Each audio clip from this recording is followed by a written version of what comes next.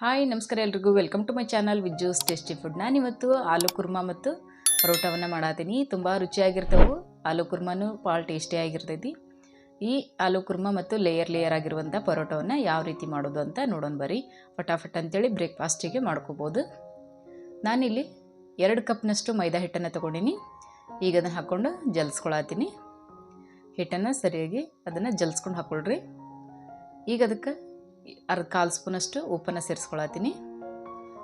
ಈಗ ನೀರನ್ನು ಸೇರಿಸ್ಕೊಂಡು ಸರಿಯಾಗಿ ಹಿಟ್ಟನ್ನು ಕಲಿಸ್ಕೊಳ್ಳೋಣ.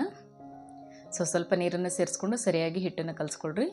ಹಿಟ್ಟೆಲ್ಲ ಈ ರೀತಿ ಜಿಗಿ ಬರಬೇಕು.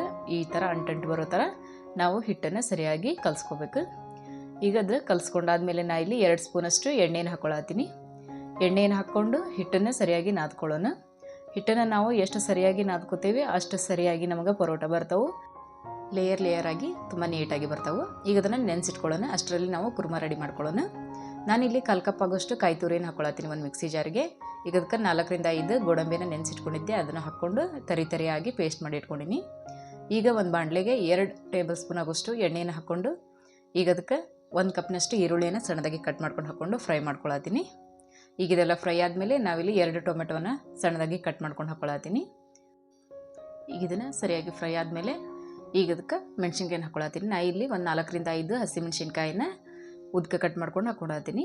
ಅದಕ್ಕೆ ರುಚಿಗೆ ತಕ್ಕಷ್ಟು ಉಪ್ಪನ್ನು ಹಾಕ್ಕೊಳ್ಳೋಣ. ನಾ ಇಲ್ಲಿ 1 ಸ್ಪೂನಷ್ಟು ಉಪ್ಪನ್ನು ಸೇರಿಸ್ಕೊಂಡಿನಿ. 1/4 ಸ್ಪೂನ್ ಅರಿಶಿನ ಪುಡಿ, 1 ಸ್ಪೂನ್ ಅಚ್ಚಕಾರದ ಪುಡಿ, 1 ಸ್ಪೂನ್ ಗರಂ ಮಸಾಲ ಪುಡಿಯನ್ನು ಹಾಕ್ಕೊಂಡು ಈಗ ಇದನ್ನು ಫ್ರೈ ಮಾಡ್ಕೊಳತ್ತೀನಿ. ಈಗ ಇದು 1-2 ನಿಮಿಷ ಫ್ರೈ ಆದಮೇಲೆ ಈಗ ಸಣ್ಣದಾಗಿ ಕಟ್ ಮಾಡ್ಕೊಂಡಿರುವಂಥ ಆಲೂಗಡ್ಡೆಯನ್ನು ಹಾಕ್ಕೊಳತ್ತೀನಿ. ನೀವು ಆಲೂಗಡ್ಡೆ ನಿಮ್ಗೆ ಎಷ್ಟು ಬೇಕಲ್ಲ ನೋಡಿ ಹಾಕ್ಕೋಬೋದು. ಈಗ ಇದನ್ನು ಸರಿಯಾಗಿ ಮಿಕ್ಸ್ ಮಾಡ್ಕೊಳ್ಳೋಣ. ಇದೆಲ್ಲ ಮಿಕ್ಸ್ ಆದಮೇಲೆ ರುಬ್ಬಿಟ್ಕೊಂಡಿರುವಂಥ ಪೇಸ್ಟನ್ನು ಮತ್ತು ಸ್ವಲ್ಪ ನೀರನ್ನು ಸೇರಿಸ್ಕೊಳತ್ತೀನಿ. ಈಗ ಇದನ್ನು ಸರಿಯಾಗಿ ಮಿಕ್ಸ್ ಮಾಡ್ಕೊಳ್ಳೋಣ. ಇದೆಲ್ಲ ಸರಿಯಾಗಿ ಮಿಕ್ಸ್ ಆದಮೇಲೆ ನಾನಿಲ್ಲಿ 1/4 ಕಪ್ನಷ್ಟು ನೀರನ್ನು ಸೇರಿಸ್ಕೊಳತ್ತೀನಿ ಆಲೂಗಡ್ಡೆ ಬೇಯೋದಕ್ಕೋಸ್ಕರ. ಈಗ ಇದನ್ನು ನಿಧಾನ ಉರಿ ಒಳಗೆ ಒಂದು 5 ನಿಮಿಷ ಇದನ್ನು ಬೇಯಿಸ್ಕೊಳ್ಳೋಣ.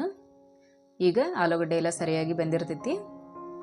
ಈಗ ಈ ರೀತಿ ಆಗೈತೆ ನೋಡ್ರಿ. ಈ ರೀತಿ ಮಾಡಿದ್ರೆ ಹತ್ತಕ್ಕಿದ್ರೆ ಅದು ಪೂರ್ತಿಯಾಗಿ ಬೆಂದಿರಬೇಕು. ಈಗ ಲಾಸ್ಟಿಗೆ ಕೊತ್ತಂಬರಿ ಸೊಪ್ಪನ್ನು ಸೇರಿಸ್ಕೊಂಡು ಮಿಕ್ಸ್ ಮಾಡ್ಕೊಳ್ಳೋಣ. ಈಗ ರೆಡಿ ಆಗೈತೆ ನೋಡ್ರಿ ಆಲೂ ಕುರ್ಮಾ. ತುಂಬ ರುಚಿಯಾಗಿರ್ತೈತಿ. ಕ್ವಿಕ್ ಆ್ಯಂಡ್ ಈಸಿಯಾಗಿ ಕೂಡ ಫಟಾಫಟ್ ಅಂತ ಮಾಡ್ಕೋಬೋದು. ಈಗ ಇದೆಲ್ಲ ರೆಡಿ ಆಗೋಷ್ಟರಲ್ಲಿ ಹಿಟ್ಟು ಸರಿಯಾಗಿ ನೆಂದಿರ್ತೈತಿ. ಈಗ ಪರೋಟ ಮಾಡೋದಕ್ಕೆ ಹಿಟ್ಟು ರೆಡಿ ಆಗೈತಿ. ಈ ರೀತಿ ಆಗಿರಬೇಕು ಹಿಟ್ಟು. ಅಲ್ಲಿ ತನಕ ಇದನ್ನು ಸರಿಯಾಗಿ ಒಂದು 5 ನಿಮಿಷ ನೆನೆಸ್ಕೊಂಡ್ರೆ ಸಾಕು. ಇದು ನೆನೀತೈತಿ. ಈಗ ಯಾವ ಸೈಜಿಗೆ ಬೇಕಲ್ಲ ನಿಮಗೆ ಆ ಸೈಜಿಗೆ ನಾವಿಲ್ಲಿ ಉಂಡೆನ ತಗೊಳ್ಳೋಣ. ಈ ರೀತಿ ಆಗೈತೆ ನೋಡಲಿ. ನಾನಿಲ್ಲಿ ಕಲ್ಲಿಗೆ ಸ್ವಲ್ಪ ಎಣ್ಣೆನ ಹಚ್ಕೊಂಡು ಈಗ ಇದನ್ನು ಮಾಡ್ಕೊಳತ್ತೀನಿ. ನೀವು ಹಿಟ್ಟು ಬೇಕಿದ್ರೆ ಹಚ್ಕೊಂಡು ಮಾಡ್ಕೋಬೋದು. ಈಗ ಲಟ್ಟಣಿಗೆಗೂ ಸ್ವಲ್ಪ ಎಣ್ಣೆಯನ್ನು ಹಚ್ಕೊಂಡು ಇದನ್ನು ಸ್ಪ್ರೆಡ್ ಮಾಡ್ಕೊಳ್ಳೋಣ. ತಿಳುವಾಗಿ ಸ್ಪ್ರೆಡ್ ಮಾಡ್ಕೊಳ್ರಿ. ಈ ರೀತಿ ಇದನ್ನ ಪೂರ್ತಿಯಾಗಿ ಸ್ಪ್ರೆಡ್ ಮಾಡಿಕೊಂಡು ಈಗ ಇದಕ್ಕೆ ಮೇಲೆ ಎಣ್ಣೆಯನ್ನು ಹಚ್ಕೊಳತ್ತೀನಿ. ಎಣ್ಣೆಯನ್ನು ಹಚ್ಕೊಂಡು ಪೂರ್ತಿಯಾಗಿ ಈಗ ಹಿಟ್ಟನ್ನು ಉದುರಿಸ್ಕೊಳ್ಳೋಣ. ಮೈದಾ ಹಿಟ್ಟನ್ನು ಮೇಲೆಲ್ಲ ಉದುರಿಸ್ಕೊಂಡು ಹಚ್ಕೋಬೇಕು. ಈಗ ಇದನ್ನು ನಾನಿಲ್ಲಿ ಈ ರೀತಿ ಚಾಕುವಿನ ಸಹಾಯದಿಂದ ಈಗ ಕಟ್ ಮಾಡ್ಕೊಳತ್ತೀನಿ. ನೀವು ಪಿಜ್ಜಾ ಕಟರ್ ಇದ್ದರೆ ಪಿಜ್ಜಾ ಕಟರಿಂದ ತುಂಬ ನೀಟಾಗಿ ಬರ್ತೈತಿ. ಈಗ ಇದನ್ನು ಈ ರೀತಿ ಮಾಡಿಕೊಂಡು ಈ ರೀತಿ ನಾನು ಫೋಲ್ಡ್ ಮಾಡ್ಕೊಳತ್ತೀನಿ. ಒಂದು ರೌಂಡಾಗಿ ಲೇಯರ್ ಎಲ್ಲ ಇದು ಬಿಚ್ಕೊಳ್ಳೋ ಥರ ಇದನ್ನು ಈ ರೀತಿ ಮಾಡ್ಕೊಳತ್ತೀನಿ ನೋಡ್ರಿ. ಇದನ್ನು ಸ್ವಲ್ಪ ಜಕ್ಕೊಂಡು ಉದ್ದ ಮಾಡ್ಕೋಬೇಕು. ಈ ರೀತಿ ಇದನ್ನು ರೌಂಡಾಗಿ ಸುತ್ಕೋಬೇಕು. ಲೇಯರ್ಗಳೆಲ್ಲ ಮೇಲೆ ಬರಬೇಕು. ಹಿಟ್ಟಿನ ತಳಗೆಲ್ಲ ಇದಾಗಿರ್ಬೇಕು. ಈ ರೀತಿ ಲೇಯರ್ಗಳೆಲ್ಲ ಮೇಲೆ ಬರೋ ರೀತಿ ಉದ್ದದ ಜಗ್ಗಿ ಇದನ್ನು ಸುತ್ಕೊಳ್ಳೋಣ. ಈಗ ಇದನ್ನು ಈ ರೀತಿ ಒಳಗೆ ಇಟ್ಕೊಳ್ಳೋದು. ಹಿಟ್ಟನ್ನು ಲಾಸ್ಟಿಗೆ ತುದಿಯನ್ನು ಒಳಗೆ ಇಟ್ಕೋಬೇಕು. ನೋಡ್ರಿ ಎಷ್ಟೊಂದು ಲೇಯರ್ ಆಗಿ ಬಂದವಂತೇಳಿ. ಈಗ ಇದನ್ನು ಸ್ವಲ್ಪ ಎಣ್ಣೆ ಹಚ್ಚಿ ಲಟ್ಟಿಸ್ಕೊಳತ್ತೀನಿ. ಸ್ವಲ್ಪ ದಪ್ಪನ ಇರಬೇಕು. ಇದು ಭಾಳ ತಿಳು ಮಾಡೋಕೆ ಹೋಗ್ಬೇಡ್ರಿ, ಲೇಯರ್ಸ್ ಬಿಟ್ಕೊಳ್ಳೋದಿಲ್ಲ. ಈಗ ಇದನ್ನು ಹಂಚನ ಕಾಯ್ಲಿಕ್ಕಿಟ್ಟು ಹಾಕ್ಕೊಳತ್ತೀನಿ. ಇದನ್ನು ನಿಧಾನ ಉರಿ ಒಳಗೆ ಬೇಯಿಸ್ಕೊಳ್ರಿ. ಲೇಯರ್ ಎಲ್ಲ ಬಿಟ್ಕೋತಾವೆ. ಒಮ್ಮೆಲೆ ಬೇಯಿಸ್ಬಿಟ್ರೆ ಲೇಯರ್ ನೀಟಾಗಿ ಬಿಟ್ಕೊಳ್ಳೋದಿಲ್ಲ. ಆಮೇಲೆ ಮೈದಾ ಹಿಟ್ಟೆಲ್ಲ ಸರಿಯಾಗಿ ಬೆಂದಿರೋದಿಲ್ಲ. ಇದನ್ನು ನೀಟಾಗಿ ಒಂದು 2 ರಿಂದ 3 ಸರಿ ಸರಿಯಾಗಿ ಹೊಳ್ಸಿ ಬೇಯಿಸ್ಕೊಂಡು ಅದಾದಮೇಲೆ ನಾನು 2 ಕಡೆಯೂ ಎಣ್ಣೆಯನ್ನು ಹಚ್ಕೊಳತ್ತೀನಿ. ಎಣ್ಣೆಯನ್ನು ಹಚ್ಕೊಂಡು ಕೂಡ ಒತ್ತಿ ಸರಿಯಾಗಿ ಬೇಯಿಸ್ಕೊಳ್ರಿ ಪೂರ್ತಿಯಾಗಿ. ಮೈದಾ ಹಿಟ್ಟಾಗಿರೋದ್ರಿಂದ ದಪ್ಪನೂ ಇರೋದ್ರಿಂದ ಇದನ್ನು ಸರಿಯಾಗಿ ಬೇಯಿಸ್ಕೋಬೇಕು.